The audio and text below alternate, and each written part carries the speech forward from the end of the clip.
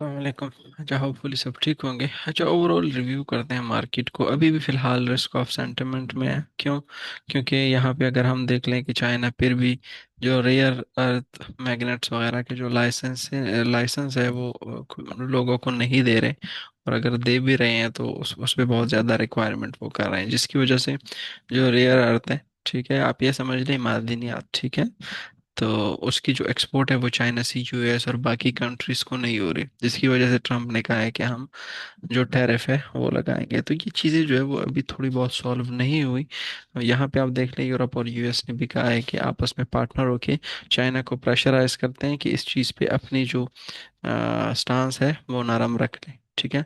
तो इस बेस पे अगर हम देख लें, क्रिप्टो मार्केट भी नीचे आ रहा है, ठीक है, ओवरऑल 1,10,000।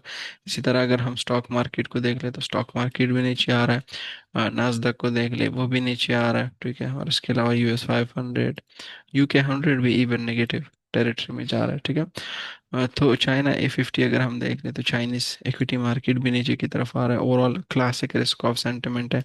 AUD डाउन है, JPY स्ट्रांग है, CHF स्ट्रांग है, और ये पुश दे रहा है गोल्ड को भी।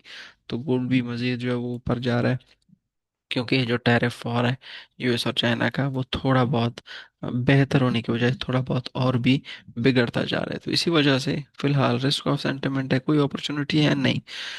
कोई खास अपॉर्चुनिटी नहीं है फिलहाल। गवर्नमेंट शटडाउन की भी कोई वो चांसेस नहीं है। अभी भी शटडाउन है, तकरीबन ये कोई 14वां दिन है, ठीक है। 2 हफ्ते हो चुके हैं। ट्रम्प जो है वो इजिप्ट में फिर रहा है, तो अगर वो वापस आता है तभी कुछ हो सकता है। हाँ, सीपीआई के फिगर्स आएंगे, वो उन्होंने फाइनलाइज कर लिए कि सीपीआई के फिगर जो है वो अक्टूबर 24 को आएंगे। इवन दो के जो गवर्नमेंट की जो शटडाउन है वो है, लेकिन फिर भी ये रिलीज कर रहे हैं। मेरे ख्याल से ये ट्रम्प की एक टैक्टिक हो सकती है कि अगर गवर्नमेंट शटडाउन है तो ब्यूरो ऑफ लेबर स्टेटिस्टिक वाले कैसे काम कर रहे हैं, ठीक है, वो तो बंद है। लेकिन वो कह रहे हैं कि ठीक है, 5:30 बजे सीपीआई की रिपोर्ट हम रिलीज कर लेंगे। या तो ये जो रिपोर्ट है डाउन है, यानी सीपीआई कम आएगा, क्योंकि ट्रम्प कह रहा है कि सीपीआई कम है, महंगाई कम है, बैंक रेट कम करो। फेडरल रिजर्व कह रहा है नहीं, इतना कम नहीं है कि हम बैंक रेट एग्रेसिवली कम कर लें। तो मेरे ख्याल से ट्रम्प ने प्रेशराइज किया होगा बीएलएस को, ब्यूरो ऑफ लेबर स्टेटिस्टिक वालों को, कि ये जो सीपीआई का रिपोर्ट है ये रिलीज कर ले, क्योंकि वैसे भी महंगाई कम है, तो इट्स अ गुड न्यूज़। फिलहाल ओवरऑल तो कोई खास अपॉर्चुनिटी है नहीं। ट्रेड फ्रंट पे भी कोई पॉजिटिव न्यूज़ नहीं मिल रही।